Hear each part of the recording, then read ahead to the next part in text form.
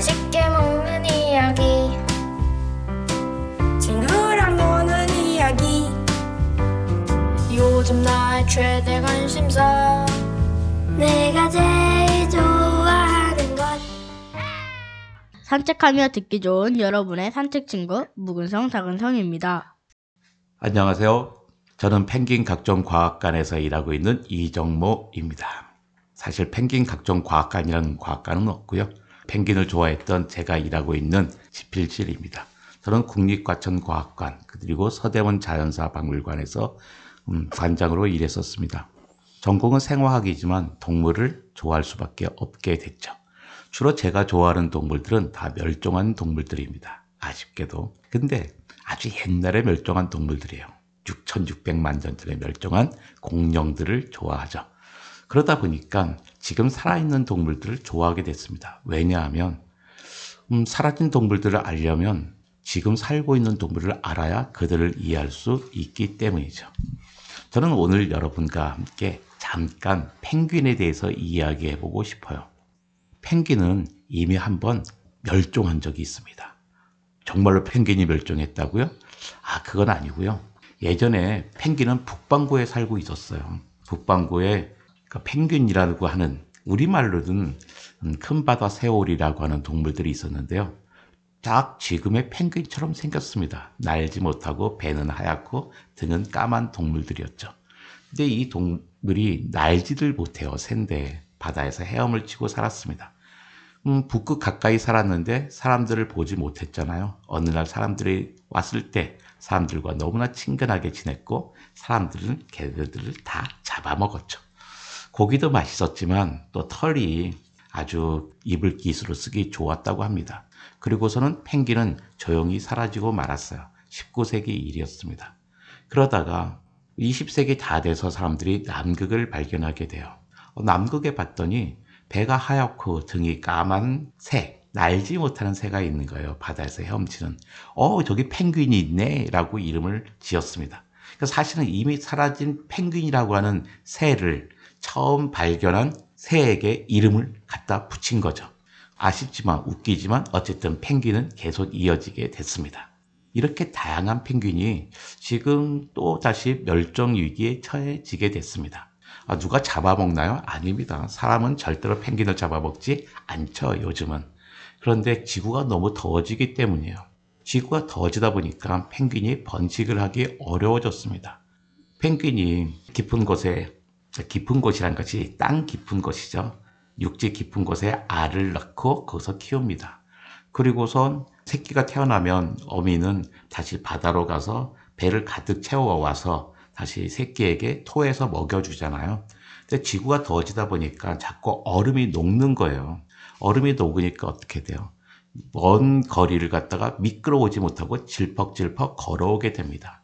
그 사이에 뱃속에서 다 소화가 돼버린 거예요. 새끼에게 토해줄 수 없게 됐죠. 그러니까 펭귄들이 바보가 아니잖아요. 점점 바다와 가까운 곳에서 새끼를 낳게 됩니다. 그런데 또 문제가 생겼어요. 펭귄들이 먹는 것 중에는 크릴이라는 것들이 있거든요. 근데 크릴은 뭘 먹냐면 얼음 밑에서 자라는, 빙하 밑에서 자라는 조류를 먹고 살아요. 근데 빙하가 줄어들다 보니까 빙하 밑에 사는 조류도 줄고 또 조류가 줄어드니까 크릴도 줄고 또 크릴을 먹고 사는 정어리도 줄고 그러다 보니까 정어리와 크릴을 먹고 사는 펭귄이 또 먹고 살 수 있는 게 없어지게 된 거죠. 그러니까 지구가 더워지니까 펭귄이 점점 줄 수밖에 없게 된 거예요. 그런데 또 반대 방향도 있습니다. 펭귄이 줄어드니까 어떻게 돼요? 펭귄이 똥을 조금만 싸는 거예요. 근데 펭귄 똥 속에 들어있는 철분이 바다 생태계는 아주 중요하거든요. 바다 생태계에 살고 있는 식물성 플랑크톤은 이 철분을 먹고선 막 늘어납니다. 또 조류들도 이 철분이 많이 필요해요. 근데 철분이 사라지니까 펭귄 똥이 줄어드니까 철분도 줄어들고 철분이 줄어드니까 식물성 플랑크톤도 줄어들고 빙하 밑에 살고 있는 조류들도 줄어들죠. 그런데 이 조류들과 식물성 플랑크톤이 하는 일이 있거든요. 바로 광합성입니다. 이산화탄소를 산소로 바꿔주는 역할을 하는 거죠. 그러니까 이 식물성 플랑크톤이 이산화탄소를 줄여야 되는데 줄이지 못하는 거예요. 지금 지구가 왜 더워져요? 이산화탄소 때문에 더워지잖아요. 그러니까 펭귄 똥이 줄어들어서 이산화탄소가 더 늘어나게 되는 거죠. 이걸 보고 악순환이라고 합니다. 이산화탄소 때문에 지구가 더워져요. 지구가 더워지니까 펭귄이 줄어요. 펭귄이 줄어드니까 펭귄 똥이 줄어들어요. 펭귄 똥이 줄어드니까 식물성 플랑크톤도 줄어들고 이산화탄소는 또 늘어나는 거예요. 돌고 돌고 돌아서 지구는 점점 더워지고 펭귄을 비롯한 남극 주변의 생태계는 점점 파괴되고 있는 거죠. 작은 하나의 고리였던 겁니다. 펭귄은 우리에게 그저 예쁜 귀여운 동물만이 아닙니다. 우리 지금 지구가 얼마나 더워지고 있는지, 지구의 생태계가 얼마나 급하게 파괴되고 있는지를 알려주는 중요한 지표종이죠. 우리 펭귄을 볼 때마다 지구의 삶들, 지구의 변화도 같이 고민했으면 좋겠습니다. 지금까지 이정모였습니다. 이제 묵은성, 다근성을 시작합니다. 놀이터 가면 보이는 자전거 타는 사람들, 미끄럼틀 타는 아이들, 술래잡기 하는 아이들. 아 맞다. 여기는 파랑새가 있습니다.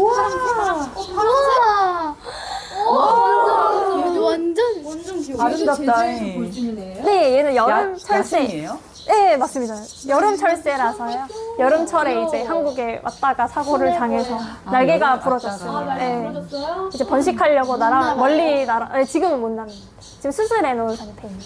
어떻게 수술해? 아, 지금 이제 그 안에다가 사람이랑 마찬가지로 철심을 박아놨습니다. 그 이제 수술하고 회복하고 나는 것까지 다 확인을 하시고 네, 그러고 나서 이제 자연으로 돌려. 길을 가다 다친 새를 본 적 있으세요? 다친 동물들은 아프다고 병원에 전화할 수 없습니다. 대신 누군가 발견해 알려주고 달려가 구조해줘야 합니다. 오늘 저희는 야생동물이 가장 도움이 필요한 순간 가장 먼저 달려가는 분들, 제주 야생동물구조센터 선생님을 만나러 왔습니다. 안녕하세요. 저희는 5학년 번개, 5학년 구름, 6학년 바다입니다. 동물을 살리는 일과 생명을 돌보는 마음에 대해 선생님 이야기를 듣고 싶어서 학교도 조퇴하고 왔습니다. 네, 안녕하세요. 저는 제주 야생동물구조센터에서 일하고 있는 수의사 이주희라고 합니다. 구조센터는 어떤 분들이 계신가요? 네, 저희 센터에는 우선 그 동물을 치료하는 수의사가 있고요. 일단 동물을 구조하고 동물을 재활을 같이 담당하시는 이제 구조 재활 선생님들이 계십니다. 그리고 또 저희 센터는 좀 특이하게 임상병리사 선생님도 계신데요. 그 동물을 이제 구조를 해서 혈액 검사를 또 하게 되는데 혹시 뭐 어떤 빈혈이나 뭐 저단백 혈증 뭐 이런 문제가 있는지 아니면 저혈당증이 있는지 그런 혈액 검사도 하고 혹시나 뭐 혈액에 기생충이 있는지 이런 다른 연구도 또 같이 진행을 하시고 있습니다. 이 일을 어떻게 하게 되었나요? 이제 저 같은 경우에는 원래 이제 야생동물에 관심이 조금 있기는 했는데 학교 이제 저는 수의과 대학을 나왔고요. 이제 수의대를 다니던 도중에 타 지역에 있는 야생동물센터에서 실습을 해 보니까 이제 야생동물 수의사 선생님들이 그 동물을 구조하고 치료하시는 모습이 너무 멋있는 것 같아서 저도 한번 해보고 싶어서 이렇게 시작을 하게 되었습니다. 이 분야에서 일하려면 어느 과에 들어가야 되는지 궁금해요. 우선 수의사가 되려면 수의학과를 나와야 하고요. 그 외에 구조 재활 선생님 같은 경우에는 특별히 과가 필수로 있어야 하는 건 아닌데 동물 관련 전공이면은 어느 정도 좀 우대가 되고 있습니다. 아무렴 이게 저희가 동물을 다루는 일을 하다 보니 동물의 해부나 생리 아니면 생태 이런 쪽을 조금 전공을 알고 계시는 게 아무래도 일을 하는데 좀 더 편하기도 하고요. 동물들에게 좀 더 도움이 될 수 있어서 아무래도 동물 전공하시는 분들을 저희가 조금 더 찾고 있습니다. 다음 질문입니다. 구조되기 전에 어떤 전화를 받아요?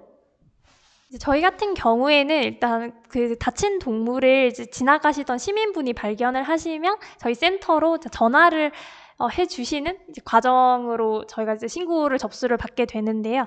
보통 어느 지역에 이렇게 주소를 말씀을 해주시고 어디에 어떤 뭐 동물이 다쳐서 있다, 뭐 움직이지 못하고 있다, 아니면 어느 건물에 동물이 갇혀서 뭐 못 나가고 있다, 아니면 오름을 올랐는데 새가 뭐 주저앉아서 못 움직이고 있다, 뭐 이런 식으로 상황을 설명을 해주시고 이제 저희가 주소 여쭤보면 주소 알려주시고 혹시나 저희가 이제 그 현장을 찾아갔을 때 동물이 정확히 어디 있는지를 파악을 해야 하기 때문에 저희가 필요하면 사진도 좀 요청을 드리고 있습니다. 그럼 이제 그 사진 보고 저희가 위치를 찾아가서 그 동물을 또 데려오기도 하고요. 아니면 또 그 사진을 받아봤을 때 그 상황이 뭐 예를 들면은 정상적인 개체고 어린 새인데 아직 비행이 미숙한 단계라서 비행을 못하는 것처럼 보여서 이제 신고를 하시는 경우도 많아요. 이제 그런 경우에는 저희가 사진을 보고 얘는 지금 사고를 당한 게 아니고 정상적으로 둥지를 떠나는 과정입니다.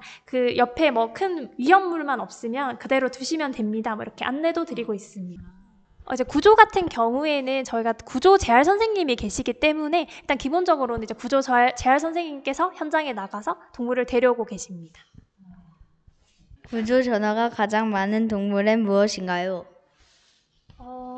이게 시기에 따라 좀 다르긴 한데요. 지금과 같은 여름철 번식기면 보통 새끼 동물들이 가장 많이 신고가 들어오고 있습니다. 특히나 제주도 같은 경우에는 제비가 많기 때문에 제비 새끼가 뭐 둥지에서 추락을 했다, 아니면 둥지 자체가 떨어졌다라는 신고가 가장 많이 들어오고 있습니다. 특히 이제 또 장마철이 되면 제비집이 이제 진흙으로 만들다 보니까 제비집이 떨어지기가 쉬워서 또 장마철이 되면 제비 신고가 엄청 급증을 하게 됩니다.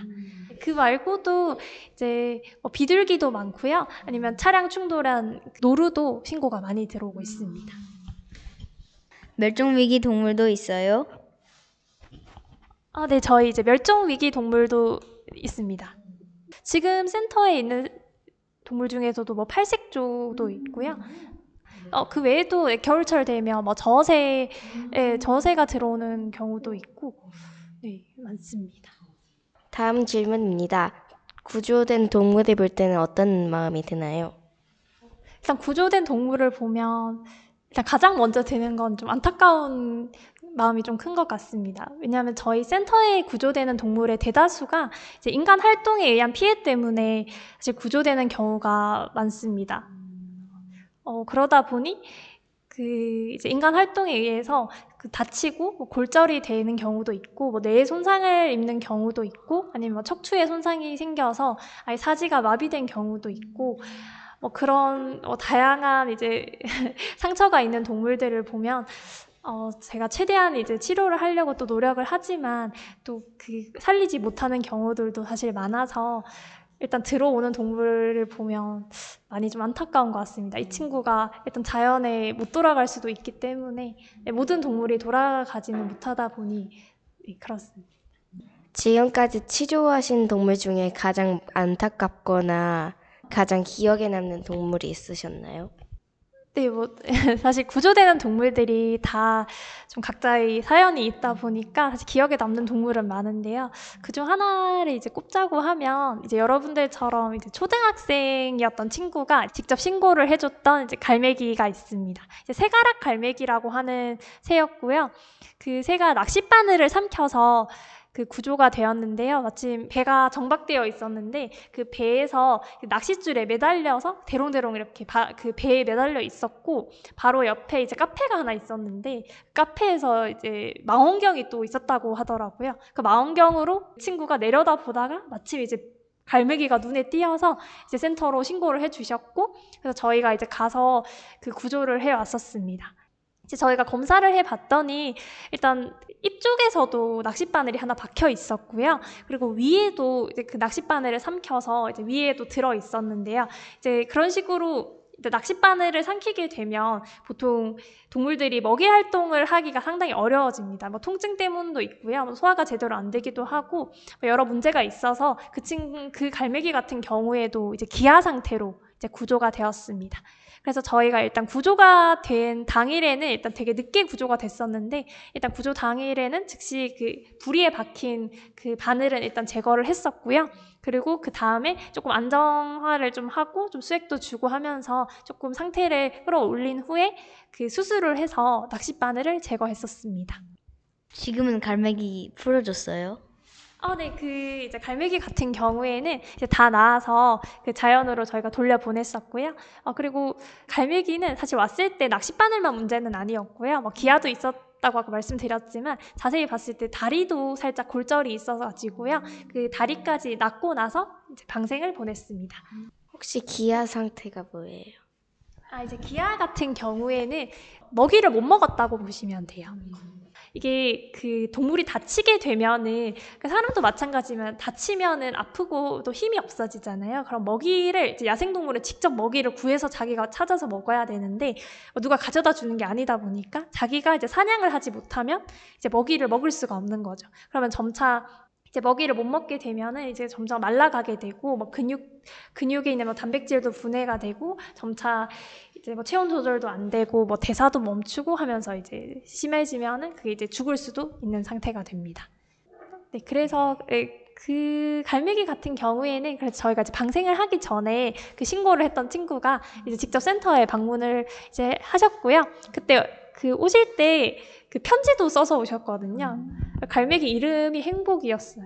이제 행복이라는 이름으로 그림도 그리고 편지도 써가지고 저희 센터에 가지고 오셔서 지금도 센터에 붙어 있거든요. 네, 그래서 다행히 이제 행복이라는 이름대로 네, 다시 이제 행복한 삶을 찾으러 떠났습니다. 그럼 지금까지 가장 어려웠던 치료는 무엇인가요? 정말 많은 것 같은데요. 사실 야생동물이 센터의 구조가 되었다라고 하는 거는 일단 야생동물이 사람 눈에 띄어야 하고 사람 손에 잡힐 수가 있어야 합니다. 그 말은 이미 상태가 많이 안 좋은 경우가 좀 많아요. 그래서 이미 심한 부상을 입었거나 아니면 부상을 당하고 시간이 많이 흘러서 아까 말씀드린 것처럼 이제 먹이 활동을 하지 못해서 이미 기아 상태가 되고 나서야 구조되는 경우가 좀 많습니다. 그러다 보니 사실 날개가 예를 들면 골절이 됐을 때도 그러니까 골절된 직후에 구조가 되었으면 이제 바로 수술을 해서 이제 치료가 되었을 이제 그런 사건인데도 불구하고 시간이 너무 지나서 이제 구조가 되면 개방되었던 뼈가 이미 괴사가 되어서 더 이상은 붙을 수 없게 되거나 이런 식으로 늦게 구조가 되는 경우가 많아서 사실 그런 경우에도 좀 치료가 많이 어렵고요. 아니면 충돌을 했을 때 이제 뇌 손상을 너무 심하게 입어서 아예 의식이 돌아오지 않는다거나 아니면 저희가 계속 치료를 하고 시간이 좀 지났음에도 불구하고 신경 증상이 남아 있어서 또 야생으로 돌아가지 못하는 경우들도 있습니다. 지금 그런 동물이 여기 있어요? 네, 지금은 그렇게 신경 증상이 있는 친구는 없습니다. 그리고 이제 또 되게 안타까웠던 것은 그 최근에도 오소리 한 마리가 이제 신고가 들어왔었는데요. 이제 오소리가 올무에 걸려 있다라는 이제 신고가 돼서 이제 저희 구조 선생님들께서 출동을 하셔서 현장에 갔었는데 이미 이제 올무에 걸리게 되면 얘네가 허리나 골반이나 이런 데 걸려서 거기를 빠져나오지 못하고 계속 그쪽에 매달려 있게 돼요. 그러면 이제 먹이를 못 먹어서 이제 일단 굶주리게 되고 지금처럼 날이 따뜻하게 되면 파리가 많이 꼬이게 됩니다. 그래서 이제 파리가 꼬이면서 이제 구더기도 좀 많이 생기고 그래서 그 오소리 같은 경우에도 사실 올무에 걸린 직후에 구조가 됐으면은 괜찮았는데 너무 늦게 이제 구조가 돼서 이제 센터로 저희가 오던 도중에 이미 이제 오다가 이제 죽었었고요. 근데 도착해서 저희가 이제 확인을 했을 때는 이미 피부가 너무 많이 괴사가 되고 이미 상태가 너무 안 좋은 경우였습니다. 일단 그런 식으로 이제 불법으로 덫이나 올무를 이제 설치를 하면 원래 안 되는데, 그러니까 불법적으로 그런 걸 이제 설치를 하는 사람들이 있고, 그러다 보니 계속 거기 이제 걸려서 피해를 입는 야생동물들이 아직도 많이 존재를 하고 있습니다. 그런 오소리를 또 가지고 막 건강원 이런 데서 쓴다고 막 이런 경우도 있을 거고요. 그러니까 불법적으로 오소리를 이렇게 포획하려고 그러니까 이렇게 야생동물을 그런 식으로 이제 원래 포획하는 건 불법이거든요. 불법인데 그렇게 몰래 이렇게 올무나 덫을 넣어서 하는 경우들이 있습니다. 그래서 실제로 이제 제주도에는 삭이 없는데 육지에서는 이렇게 천년기념물이 이제 삭이 그 덫에 걸려서 또 다리가 절단되거나 이런 경우도 많이 있습니다. 구조되는 동물들이 주로 숲이나 산에서 발견되나요? 네, 이게 야생동물이라고 하면 보통 숲이나 산에서 발견된다고 많이들 생각을 하시는데요. 근데 생각보다 이제 건물이나 도로에서 발견되는 경우가 많습니다. 이제 왜냐하면 이제 숲이나 산은 사실 동물들이 살아가는 서식지이기 때문에 어떤 사고를 당하다면 보통 자연적인 사고일 경우가 많겠죠. 이제 포식자에 대한 뭐 천적에 의한 공격이라거나 뭐 그런 문제들이 있을 텐데 보통 이 동물들이 아까 말씀드렸다시피 인간 활동에 의해서 이제 피해를 입고 구조되는 경우가 많아요. 예를 들면 뭐 유리창에 충돌을 한다거나 아니면 차량 충돌을 하거나 펜스에 끼거나 그물망에 걸리거나 네. 이런 식이기 때문에 보통 건물 앞에서 이제 유리창에 충돌해서 떨어져 있는 뭐 새가 발견되거나 아니면 도로에서 차에 치인 동물이 발견되거나 이렇게 해서 보통 사람 근처에서 발견되는 경우가 좀 많습니다. 그게 로드킬이죠, 로드킬. 네, 맞습니다. 차량 충돌이 네, 로드킬. 야생동물들이 구조 후 치료를 받은 다음 어떻게 되나요? 일단 신고를 받아서 저희가 구조를 하게 되면 일단 야생동물을 데려오고요. 어떤 문제가 있는지를 저희가 검사를 다 진행을 하게 됩니다. 뭐 엑스레이도 찍고 뭐 신체 검사도 하고 뭐 혈액 검사도 하고 다양하게 하고요. 그리고 어떤 문제가 있는지 이제 진단이 내려지고 나면 그에 맞춰서 뭐 수술을 진행하거나 약물 처치를 하거나 이렇게 이제 치료를 하게 됩니다. 이렇게 치료가 끝나면 이제 저희가 야외에 있는 넓은 이제 그 재활장으로 이동을 해서 재활 과정을 거치게 됩니다. 이게 특히 뼈가 골절되었던 동물 같은 경우에는 이제 뼈가 붓고 나면 바로 다시 날거나 뛸 수 있는 것이 아니고요.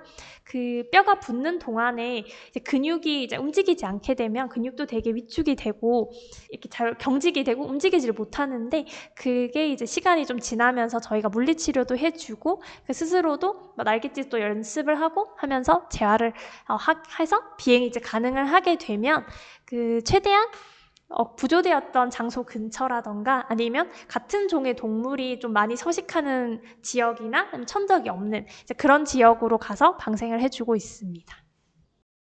다음 질문입니다. 선생님에게 동물 구조랑 치료는 어떤 의미인가요? 일단 구조 같은 경우에는 이 야생동물이 뭔가 부상을 당했을 때 다시 자연으로 돌아갈 수 있도록 하는 첫 번째 단계라고 생각을 합니다. 그때 구조가 일단 되어야지만 치료가 진행이 될 수 있는 것이고요. 그리고 그 구조가 얼마나 신속하게 빨리 이제 진행이 되었는지에 따라서도 예후가 많이 달라지기 때문에 가장 중요한 첫 번째라고 생각을 합니다. 네. 구조가 안 되는 동물도 있었어요? 네네. 네. 저희가 이제 신고를 받고 가면 동물이 항상 구조가 되는 것은 아니고요. 저희가 이제 신고를 받고 현장에 갔을 때 이미 동물이 이제 움직여서 없어지는 경우도 있습니다. 그래서 저희가 보통 신고를 받게 되면 작은 동물이다라고 하면 주변에 혹시 상자 같은 게 있으면 상자 안에 넣어달라고 좀 말씀을 드리거든요. 네. 왜냐하면 날개가 예를 들면 부러진 새라고 해도 또 걸을 수가 있으면 도망을 가버리기 때문에 저희가 찾기가 좀 어려워집니다. 네, 그런 경우도 있고 또 바다나 물새가 또 구조가 하기 조금 어렵습니다. 왜냐하면 그런 새들 같은 경우에 저도 전에 한번 현장을 가본 적이 있는데 날개에 그물이 걸린 가마우지였거든요. 이제 날개에 그물이 걸렸는데도 이제 물가에 있는 돌에 가마우지가 서 있었는데 이제 저희가 접근을 하면 이제 바로 그냥 물에 잠수를 해버립니다. 네. 근데 이게 그러면 저희가 물에 이미 들어가 버리면은 그걸 저희가 잡기가 조금 어려워서 그런 경우에도 좀 구조가 늦게 이루어지고 있습니다. 상처받은 동물을 발견했을 때 우리가 가장 먼저 취해야 하는 올바른 행동이나 주의할 것은 무엇이 있나요?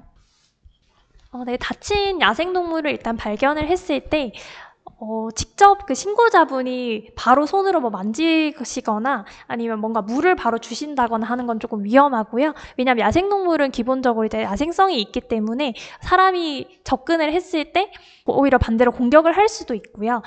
사람을 이제 공격해서 신고자분이 다칠 수도 있고 또 뇌 손상을 예를 들어 그러니까 충돌을 해서 뇌진탕 증세를 이제 보이는 새들한테 물을 먹이게 되면 지금 제대로 물을 삼킬 수가 없는 상태인데 억지로 물을 마시면서 기도로 들어가서 오연성 폐렴이나 이렇게 잘못해서 죽을 수도 있고요.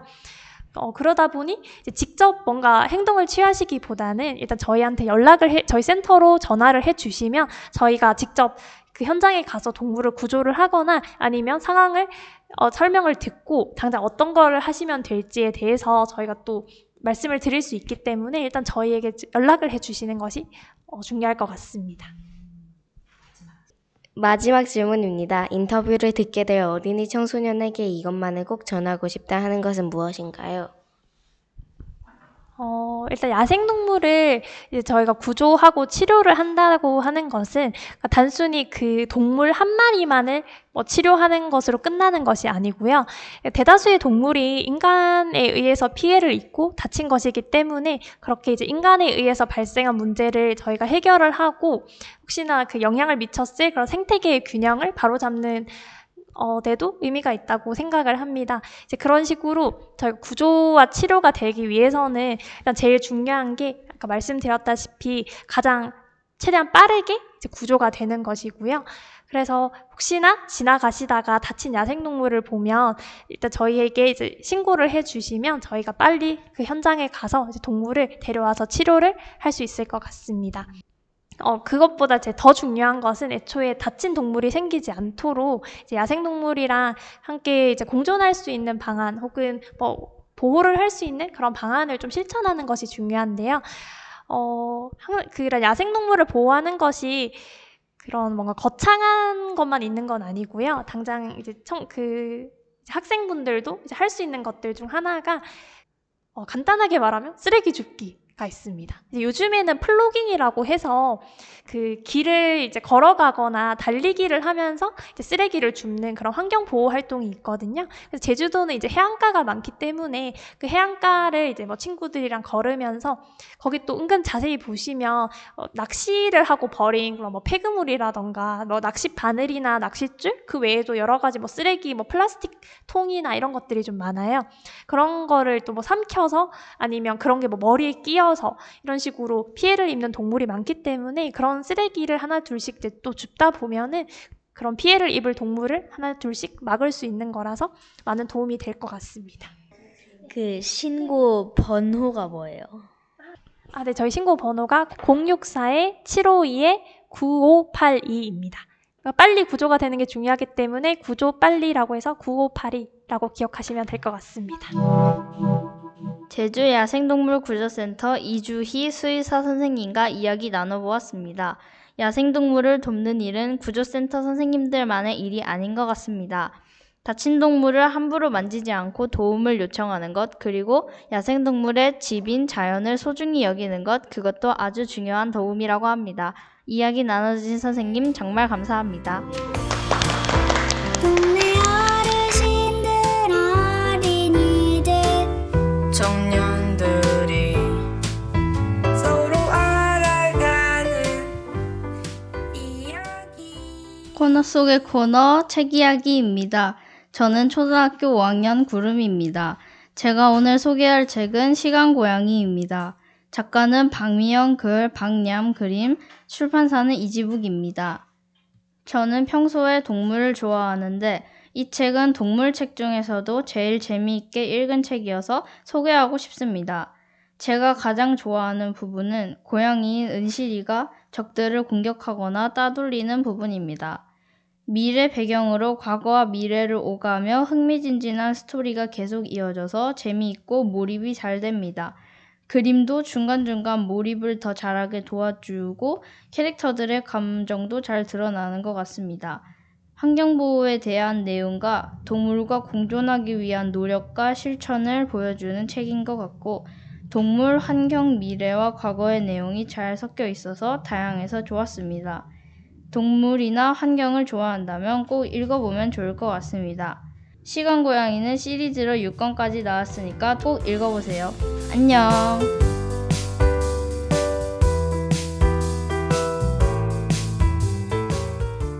(16화) 오프닝은 손탐정과 제가 많이 존경하는 과학 커뮤니케이터 이정모 관장님이 문을 열어주셨고, 아이들이 직접 진행한 인터뷰에서는 제주 야생동물 구조센터의 이주희 수의사 선생님을 만나보았습니다. 인터뷰에 협조해주신 구조센터의 진태정 실장님과 선생님들, 그리고 이정모 관장님, 함께 해준 초등 고학년 친구들 바다, 번개, 구름 모두 감사합니다. 네, 이번 방송을 준비하며 변재원 수의사의 책 이상한 동물원의 행복한 수의사를 읽다가 책 속에서 만난 한 문장 덕분에 오랜만에 책장에서 어린 왕자를 꺼내 들었습니다. 길들인 것에는 언제나 책임이 있어. 어린 왕자 속 여우의 말입니다. 제주 야생동물 구조센터에는 다친 야생동물들도 찾아오지만 사람 곁에서 살아가도록 길들여졌던 동물들도 찾아온다고 합니다.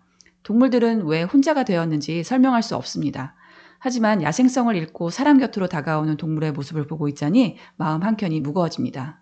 더욱 더워질 여름이 다가오고 있습니다. 동물들이 낯선 길 위가 아니라 자신을 기다려주는 동물 가족과 인간 가족의 품에서 평안하게 여름을 보낼 수 있기를, 그리고 우리가 사랑한다고 말한 존재들을 끝까지 사랑할 수 있기를 바라봅니다. 지금까지 묵은성 다근성의 박쥐, 손탐정이었습니다. 들어주신 여러분 많이 고맙습니다. 안녕.